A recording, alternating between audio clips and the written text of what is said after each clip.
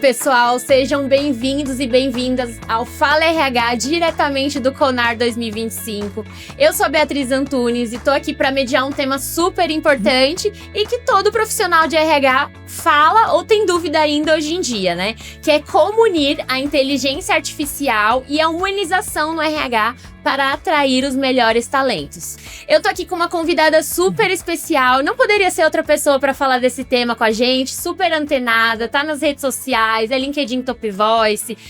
Ela vai contar sobre o currículo dela pra gente. Ana Chauvet, muito obrigada por ter topado o nosso convite. Fica à vontade para se apresentar. Mais um ano aqui com a gente, né? É verdade, mais um ano.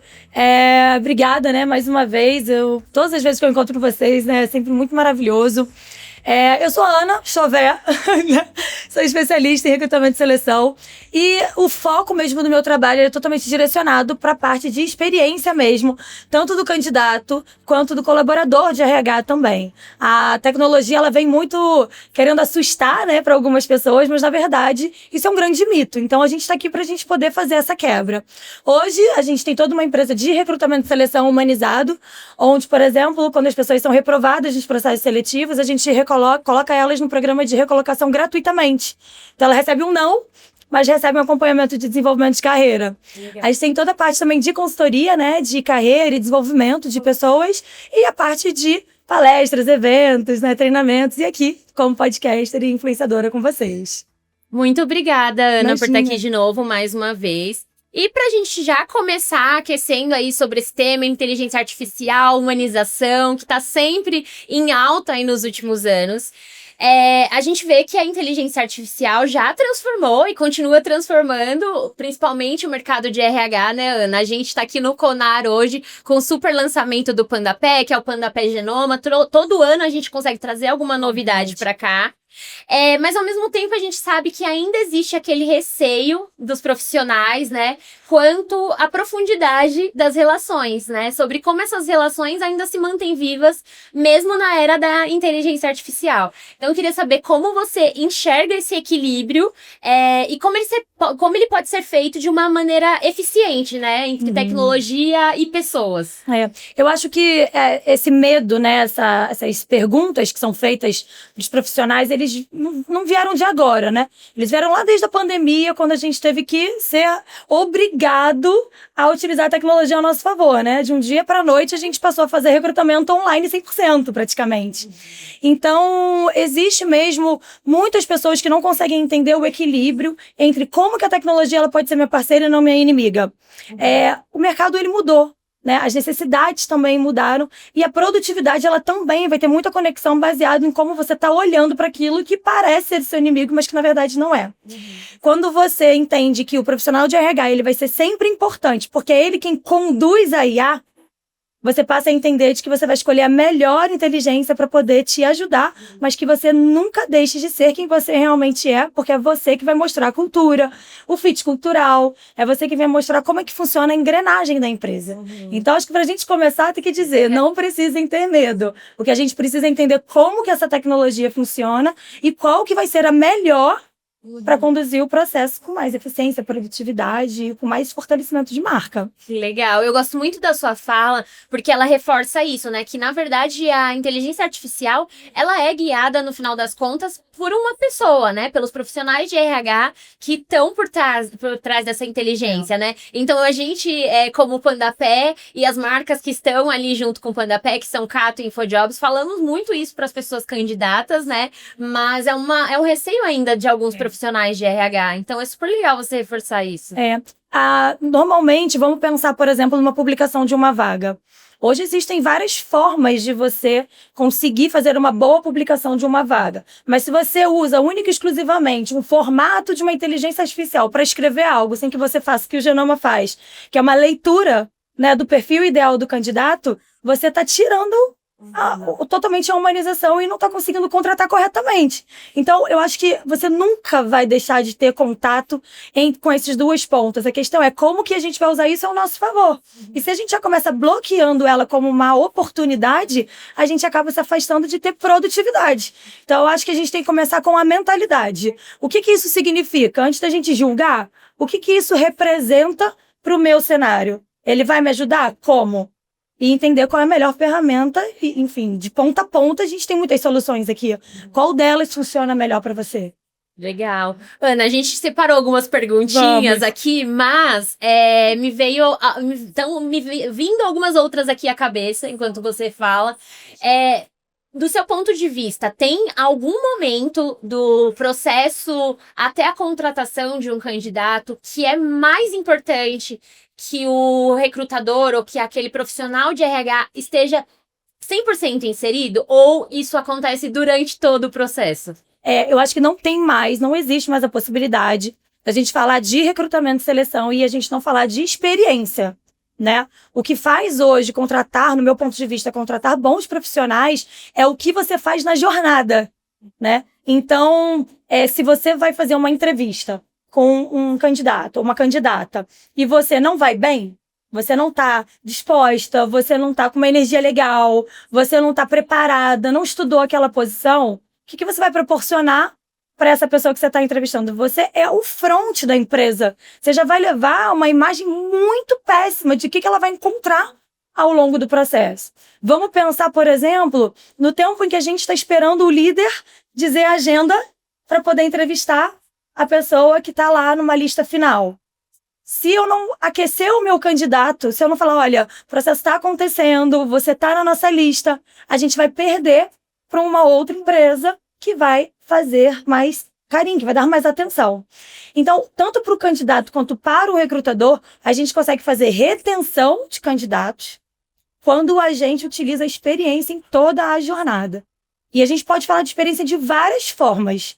Materiais orientativos, vídeos de instruções, acompanhamentos e atenção mesmo de mostrar o que está acontecendo. E até, no exemplo que eu te dei, quando a gente iniciou, foi lá, recebeu um feedback negativo, mas vem cá, você não vai estar sozinho não, te dá a mão, você não vai estar sozinha. Vamos entender como é que você pode se tornar um profissional melhor para o mundo, né? Não é porque esse não chegou. Então, para mim, assim, não existe outra opção. Senão as empresas elas não vão conseguir ter os melhores profissionais. Legal, o tema central, né? Você passou aqui, porque essa humanização ela começa dentro da empresa para ser mostrada para fora, né? Dentro de cada profissional de RH. E um ponto que você comentou também, que eu acho que passa um pouquinho pela questão do feedback, que é super falado aí pelos candidatos no mercado e que mesmo um profissional que utiliza uma plataforma como o Pandapé, por exemplo, ele tem essa responsabilidade, né, de colocar ali no processo um momento de feedback, né? Então, mais uma vez, essa humanização do processo seletivo, né? Eu acho que a gente passou por uma jornada de desenvolvimento do próprio RH. RH como um todo generalista, onde a gente veio de um RH extremamente operacional, depois um RH que começa a querer ser mais estruturado, criando processos, participando mesmo de uma construção como uma área respeitada, né? E a gente chega num outro momento onde ela é vista como uma parte extremamente importante para o todo. Porque vamos pensar juntos, né? Todos aqui que estamos, vamos pensar juntos. Você gostaria de estar trabalhando numa empresa em que a primeira porta que abriu, que foi a entrevista, você não foi respeitado ou respeitada, você não foi bem tratado, você não foi ouvido? Porque existe muito recrutador que segue roteiro, mas não aplica entrevistas de competências, por exemplo. E como que eu vou saber que você tem uma habilidade técnica maravilhosa de ser uma host, mas o seu comportamental, que é o que compõe a sua dinâmica como pessoa, ela também é importante. Então, eu vou lá, faço perguntas quadradas, com pessoas muito frias. O que eu, como profissional que vou entrar nessa empresa, eu vou esperar quando eu estiver lá dentro? O front, ele é sempre a primeira imagem que você está deixando. Sim. E se você já deixa uma imagem ruim, se você já deixa um relacionamento assim, felizmente, você não consegue nem reter, nem manter, nem continuar e nem desenvolver os profissionais. Sim. Porque eu acredito que a primeira imagem ali, a primeira marca fica firme. Sim, com certeza. A gente fala, às vezes, que o RH, às vezes, ele é o cartão de visita para o candidato, né? O cartão de visitas da empresa para o candidato. Então, isso que você falou é super importante. A primeira imagem, o primeiro contato ali, desde um convite para o processo seletivo, ele necessita, né, desse cuidado humano. E o que você falou sobre o feedback, essa evolução do RH que veio desse operacional, de um mais estruturado para um humanizado, muitas empresas elas ainda não se conscientizaram de que isso não é somente uma linguagem bonita. Isso não é só uma coisa para você deixar como uma marca. Nossa empresa tem uma cultura linda de fazer coisas humanizadas. Não, ele é divisor de águas, ele é tomador de decisão. Esse processo, as empresas elas não acordarem e elas não entenderem de que se elas não implantarem isso no dia a dia, elas vão perder os melhores profissionais para as empresas que estão olhando para isso. Então, essa evolução, essa jornada técnica, ela é uma jornada que ela precisa de verdade sair mesmo de um papel. Não dá mais pra gente ter só os RHs operacionais fazendo fechamento de vaga e fazendo folha de pagamento, né? Sim, exatamente. Você deu uma fala aí sobre cultura, né? Então, quero pegar o gancho pra gente ir até um pouquinho além, porque a gente ainda tá falando de humanização e tem várias camadas aí, né, pro profissional de RH. Então, toda empresa fala nessa cultura, em como ela é importante, em como reforçar e tudo mais, mas a gente sabe que existe o que é aquela cultura invisível, né, entre aspas, que ela não tá no manual da empresa, mas que de certa forma ela pode guiar os comportamentos dos colaboradores e até a forma como essa empresa é vista muitas vezes, né? Então, como que o RH pode identificar esses quesitos que não estão ali tão claros e trabalhar, né? Isso que tá escondido, mas trabalhar de uma forma positiva isso para a empresa. Até nos bastidores estava conversando, né? Fofoca, a gente também é cultura, né? Aquela pessoa, aquele grupinho lá fofoqueiro, aquele grupinho que fica lá fazendo aquela bagunça, né? Isso também é cultura. A gente não percebe. São os movimentos de cultura invisível. Só que eu acho que a forma mais poderosa de você identificar aquilo que não está escrito é você observando. Eu acho que quando a gente tem dados e quando a gente tem observação, a gente consegue ver coisas que o papel não traz. A gente precisa deixar de ser pessoas que vamos executar o que pedem para que a gente possa observar para orientar as execuções do que vai ser pedido. Então, quando existe um grupo que está fazendo algum tipo de movimento, de comportamento que se torna tradicional e aquela marca é vendida por aquilo, né? A gente tem algumas empresas com movimentos muito agressivos de venda, vamos pensar. Isso está escrito lá, olha, venda é importante, meta é importante. Mas e o assédio moral, né? E emocional que acontece em volta disso? Isso também é uma cultura invisível e a pessoa, ela sabe, ela vê de fora, ela sente que aquilo ali acontece. Será que ela vai querer estar ou não naquele ambiente, né? A gente falou agora há pouco também sobre tornar a marca desejável também é uma cultura invisível. Muitas pessoas querem trabalhar em determinadas marcas que elas são super legais, né? Viram um status, viram um luxo, viram uma referência. Mas por que as pessoas não querem? Elas querem consumir, mas por que elas não querem trabalhar lá, né? Então, a cultura invisível, ela existe, mas ela também pode ser utilizada a favor da própria empresa. Quando ela começa a mostrar os bastidores de um fechamento de um mês, como que eles comemoram uma vitória, como é que eles comemoram os encontros aqui num evento, como que eles criam movimentos extras para poder atrair novos profissionais, porque é nesse invisível que faz o desejável acontecer, né? Porque é muito bonito eu te contar tudo que a gente vai seguir, mas o mais bonito é você sentir o que você vai seguir, né? E é isso que faz a pessoa ficar. Então, eu acho que a gente tem que observar. A gente tem que observar para poder virar informação, para virar audição mesmo, entender, para que isso tudo possa ser ou corrigido ou potencializado. E não só que a pessoa queira ficar, mas que ela queira fazer parte, né? Perfeito. Daquela empresa. Porque às vezes a gente tá falando de uma cultura invisível, mas o que você falou, não é porque a empresa prega essa cultura que tá no manual dela que isso quer dizer que reverberou para fora, que é o que vai atrair as pessoas. Às vezes a empresa tá fazendo um trabalho de cultura organizacional e na prática, é verdade, né, está diferente. Tem uma frase que eu adoro que é: se apaixone pela forma que você é tratado. Se apaixone por como você é tratado. E não pela forma que falam como você vai ser tratado.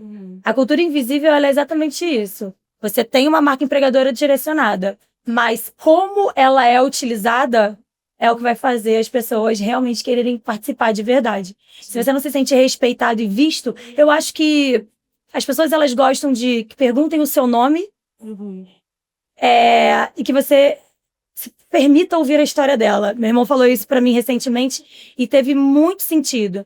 As pessoas, elas querem saber que elas estão sendo vistas. E se você só simplesmente passa, se só é um número, só é um pacote de benefícios, o que adianta? Você não vai querer se vincular cada vez mais num lugar desse. Exatamente. Ana, eu tô sumindo aqui da nossa ordem, mas as perguntas estão fluindo aqui e o papo tá muito bom. Acho que a gente acaba conectando um tema com o outro, né? Dentro de RH, todo esse universo tá muito conectado. E daí você comentou desse senso de pertencimento, né? Que é super importante também. Nós fizemos uma pesquisa na marca InfoJobs, né, com a geração Z, que mostrou que salário para eles ainda é o fator mais importante, mas não é um fator único e decisivo para fazer parte de uma empresa, né? Então tem ali o bem-estar, o reconhecimento, a busca constante por aprendizado, enfim, tem outras várias questões que vêm juntas e que a gente vê que não é só um movimento da geração Z, né? Que é um movimento que mudou dos profissionais de uma forma geral. Então, como você acha, na verdade, que existiu uma mudança desse contrato psicológico, se é que a gente pode chamar assim, entre a empresa e o colaborador? Eu sou fiel ao termo salário emocional. Eu acho que o salário emocional ele é muito importante, porque não é somente o quanto de valor que cai na sua conta. Vou dar um exemplo prático, né?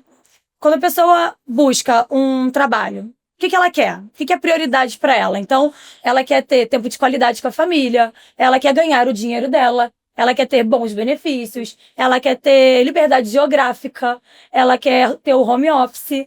Às vezes, ela quer tá trabalhando com uma cadeira boa. Os valores profissionais que a pessoa escolhe na hora de entrar para um trabalho são muito importantes. Mas eu acredito demais que tudo isso é para financiar os nossos sonhos e quem nós somos longe de todo lado corporativo. Se você tem uma liderança que não te apoia, ela está afetando você perder a festa do seu filho na escola. Se você não tem um day off no seu aniversário, que pode parecer bobeira, você vai jantar com parte da sua família, porque nem todo mundo vai poder estar à noite. Se você não tem um recurso, por exemplo, por coisas bobas, você vai sair super tarde da empresa. A empresa pediu para você contribuir um pouco mais. E a empresa não disponibiliza nenhum deslocamento com segurança, um Uber, que seja, para você poder ir para casa. Como é que você vai sentir que o salário e o dinheiro é somente isso que importa? A gente tem que financiar, não é somente a compra do nosso lado pessoal, dos nossos sonhos, mas é como que a gente está lidando com o que é mais importante na nossa vida. Porque o que é mais importante na nossa vida, isso aqui, tudo isso aqui vai acabar em algum momento. Como que você viveu essa jornada? Então, se um trabalho é um lugar que você não consegue ter paz no que realmente importa, será que é realmente só o dinheiro que vai fazer a diferença? Então, eu acredito que as empresas, elas devem sim ser grandes financiadoras, dar em troca uma remuneração justa, mas eu acredito que ela tem que olhar para dentro mesmo das pessoas, independente da geração. Eu acho que a geração Z, ela vem com isso muito mais forte e sem filtro. Sim. Às vezes até perdendo um pouco a mão na forma de falar, mas isso tem a ver com o ser humano. Não adianta mais a gente olhar para as pessoas achando que somente o que vai sustentar elas é o dinheiro que paga, e dane-se como que ela está convivendo com as coisas que importam, né? Então eu penso muito, eu acredito muito no salário emocional, eu acredito demais nesse day que você falou agora. Que legal, super provocação, né? Para nós, como profissionais, né, de RH, de uma forma geral, acho que isso que você comentou veio muito mais forte com a geração Z, mas não é só uma necessidade da geração Z. Do meu ponto de vista, isso se transformou muito depois da pandemia, né? Que a gente viu uma mudança de comportamento, uma migração das cidades grandes, né, para cidades pequenas, as pessoas dando prioridade para a qualidade de vida. Então, passa por tudo isso, né, Ana? Bom, legal. Agora eu quero falar um pouquinho, voltando ainda para a parte de recrutamento, né? Sempre surge aquela dúvida.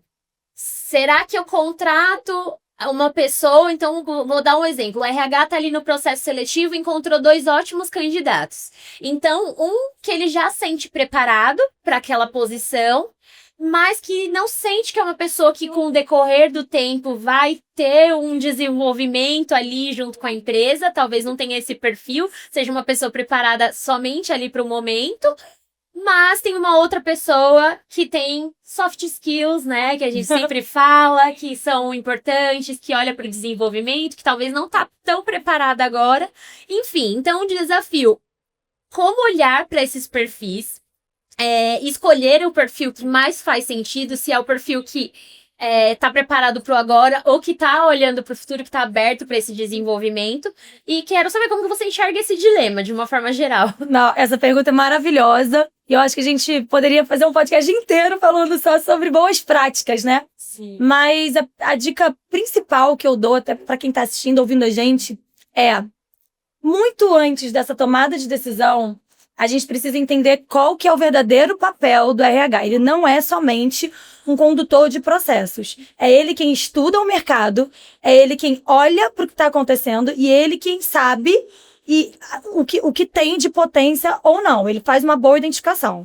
Segundo ponto é, o líder, ele pode te pedir uma pessoa formada na Lua, mas você, RH, é a pessoa que tem a informação para direcionar e olhar e falar, olha, essa pessoa formada na Lua não existe. Então, o primeiro ponto é, RH, a gente precisa parar de ter medo das nossas lideranças. Porque na hora de tomar uma decisão, para a gente poder ajudar nessa decisão de quem vai contratar, a gente precisa se posicionar como uma fortaleza. E dizendo, olha, tô aqui com você, líder, vamos seguir por esse caminho, eu acho que vai ser melhor. Mas, além de tudo isso, cada líder tem um perfil. Sim. E cada área também tem a sua cultura. A gente fala muito sobre cultura da empresa, macro, mas a gente tem que olhar a cultura micro da área.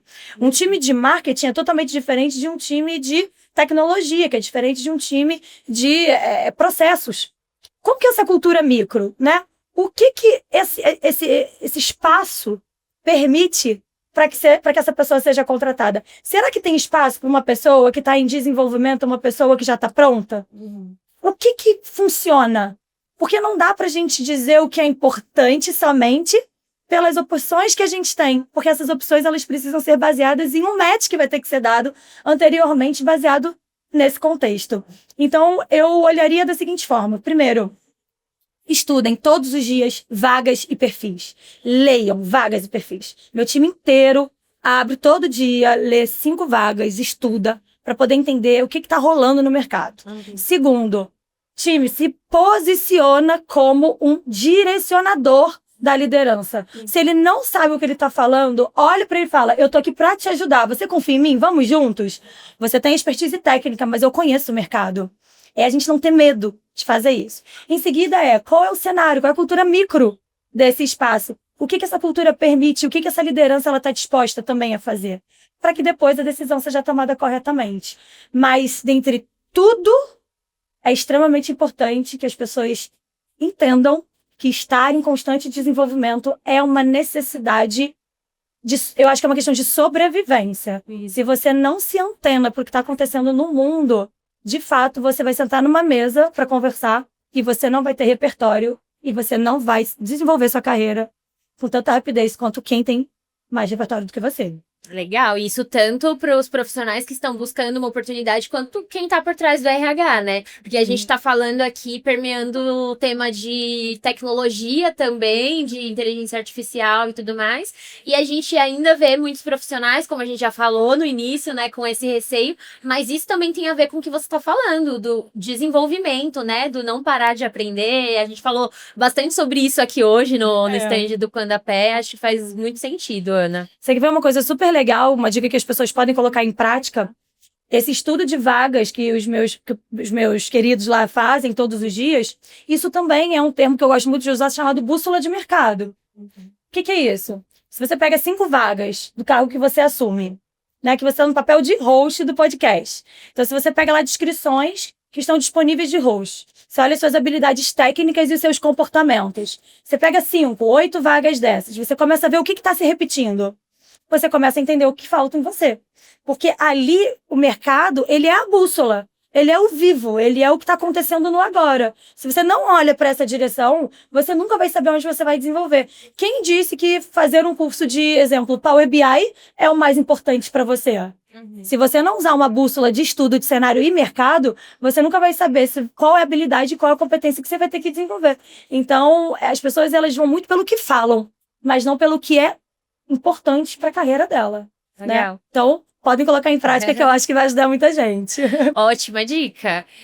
Acho que tem muito a ver também com o nosso lançamento aqui do PandaPé, do Conar, né? No Conar 2025, o PandaPé Genoma. Então, vocês entrando aqui nas redes do PandaPé, vocês vão conhecer um pouquinho mais sobre o genoma e ele vai muito por essa linha também de uma contratação que ela vai além do currículo, né? Que ela vai nas habilidades comportamentais realmente da pessoa, que é o que a gente sempre fala, né?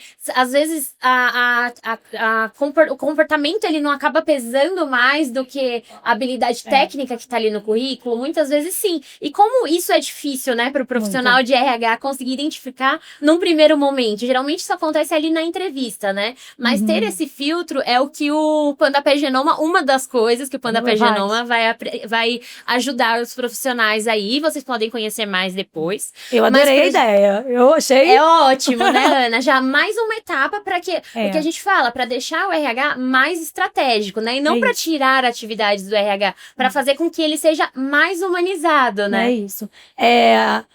A ferramenta, ela é o que vai conduzir, né, todo o processo. Para que você possa, como RH, fazer o seu papel muito bem feito, que era o propósito, né? Que é aquilo que a gente está falando. O propósito dentro disso tudo, ele é o quê? Ele é o quanto você impacta a vida do outro. Se você tem ferramentas que você pode ajudar, potencializar esse impacto positivo, por que não? Legal. Ana, agora falando um pouquinho de liderança. Tá bom. Se você tivesse que desenhar o perfil do líder ideal aí para os próximos anos, quais seriam 3 características, ou quantas você quiser citar, que não podem faltar de jeito nenhum nesse líder ideal? Tá. Eu acredito muito na liderança situacional, onde o líder ele faz um desenvolvimento comportamental dele, entendendo quem ele é como profissional, mas principalmente ele entendendo que ele não pode ser aquele líder para todas as pessoas. Ele tem que entrar em momentos situacionais. Se uma pessoa ela é mais analítica, eu tenho que me comunicar como líder de uma forma analítica. Se a pessoa é mais executora, eu preciso dar comandos, né, olhando para isso. Então, acho que o primeiro ponto é entender sobre pessoa, ler sobre os perfis comportamentais.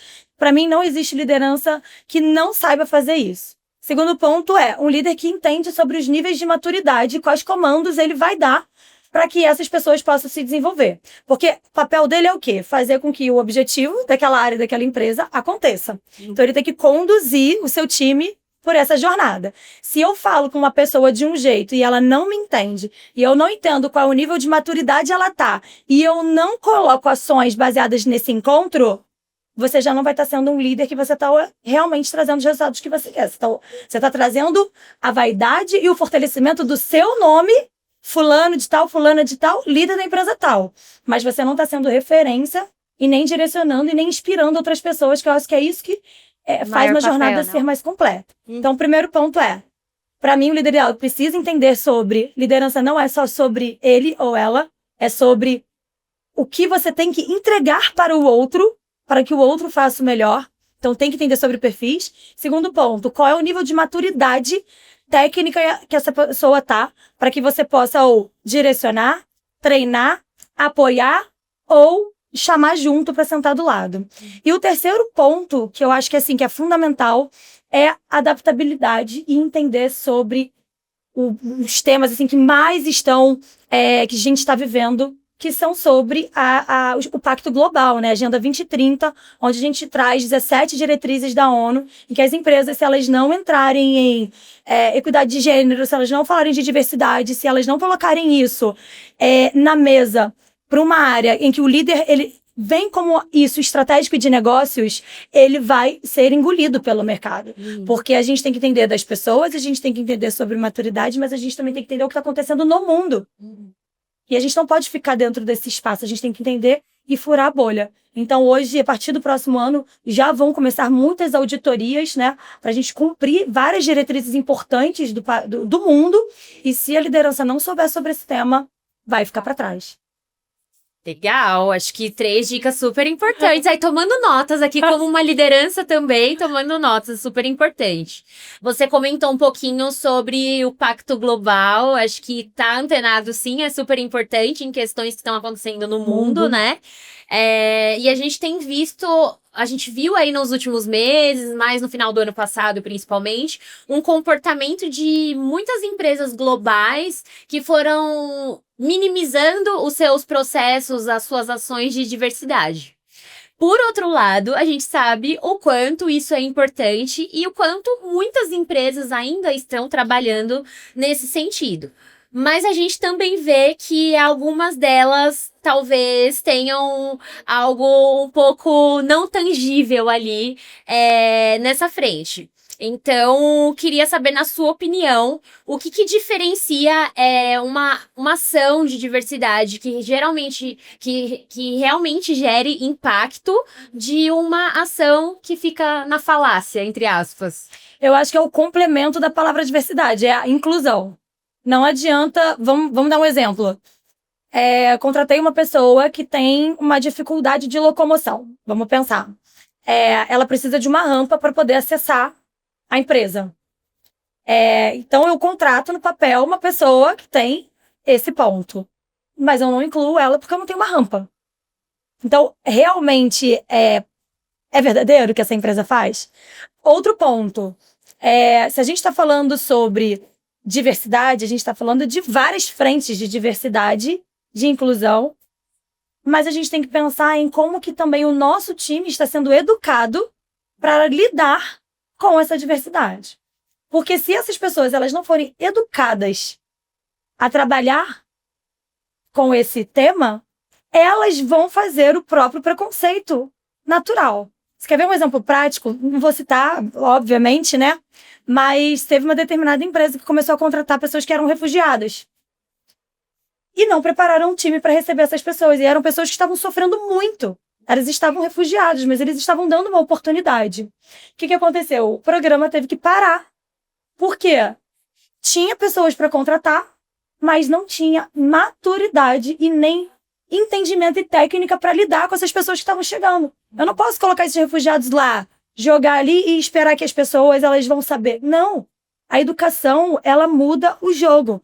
E a gente não pode nunca imaginar que as pessoas vão saber como lidar. Não é isso. Então, eu acho que existe, sim, um lado bonito, fantasioso de vamos ser diversos, vamos atuar nessa frente, vamos fazer isso, mas pouco se pensa na estrutura de inclusão para quem vem e para quem está recebendo essa pessoa dentro do contexto, né? Então, sim, eu vi que tem muitos programas que eles não foram para frente porque faltou o carinho, a atenção e a educação sobre essa jornada, que é muito importante. E se não educarem, se não derem andamento, as ODSs e o Pacto Global também vai punir bastante, porque as auditorias vão começar e se as empresas não se enquadrarem, elas vão perder bastante coisa.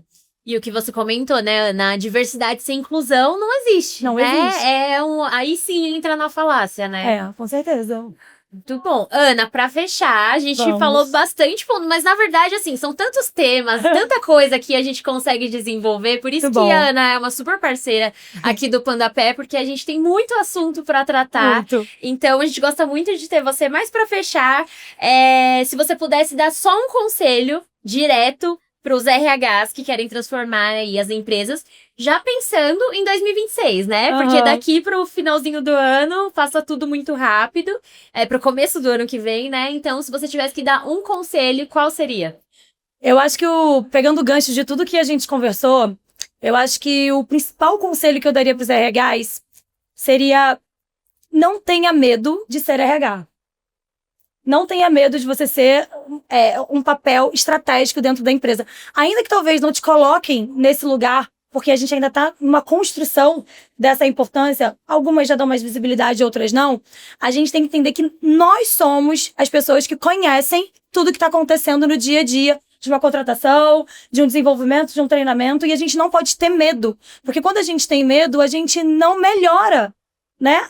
O mercado, a gente não melhora as relações, a gente não melhora os processos. E muitas pessoas, elas não se posicionam, elas não bancam a importância de transformação que ela tem de capacidade ali dentro da empresa. Então, se eu pudesse dar uma dica, assim, e de coração mesmo, não tenha medo de ser RH. Sabe? Quando você sentar naquela mesa para entrevistar alguém, lembra que você pode ter entrevistado 30 pessoas, mas você pode ser a pessoa que vai mudar a vida daquela pessoa. Às vezes ela tá super nervosa e você pode fazer o dia daquela pessoa muito melhor. Você pode orientar o líder de uma forma muito melhor. Mas a gente precisa lembrar que a gente não pode ter medo de ser quem a gente é. Porque quando a gente veste essa skin, né, a gente de fato muda o cenário. E a gente está precisando de pessoas que estão engajadas em mudar o cenário, porque a gente já está cansado de processos que não trazem o impacto que a gente gostaria. Então, acho que essa seria a dica, o conselho. Vai em frente, estuda, se dedica, acredita na tua potência, mostra conteúdo, trata bem as pessoas estão esperando uma faísca de alegria, uma faísca de, sabe, de qualquer coisa. Não é sobre um feedback negativo, não, sabe? É sobre você saber que você foi visto, que você foi chamado pelo nome e que você ouviu a história da pessoa. A humanização, né? Que a gente tanto falou.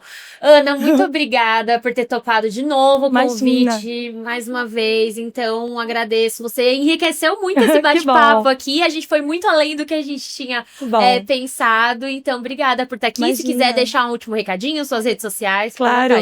Obrigada, né, mais uma vez, né, terceiro ano, né, que a gente tá juntos aqui no Conar. Minhas redes sociais é difícil, né, meu sobrenome, mas dá pra botar aqui embaixo, gente, alguma coisa. Eu vou colocar aqui pra vocês, porque vocês não sabem os bastidores. Tanto lá no Instagram, né, que a gente tá trabalhando bastante agora, quanto lá no LinkedIn, né, então... eu sou super aberta também, sou super acessível, se me ver pode abraçar, adoro falar com todo mundo. E espero ano que vem estar aqui mais uma vez com vocês, fazendo esse trabalho lindo. Obrigada e beijo para todos vocês também. Obrigada, pessoal. Vamos marcar a Ana aqui, então sigam ela também. E espero que vocês tenham gostado desse conteúdo. Para mais, vocês podem seguir as redes sociais, acessar o site do PandaPet também para conhecer as soluções. E é isso. Espero que vocês tenham gostado. Obrigada por estarem aqui com a gente até agora e até a próxima.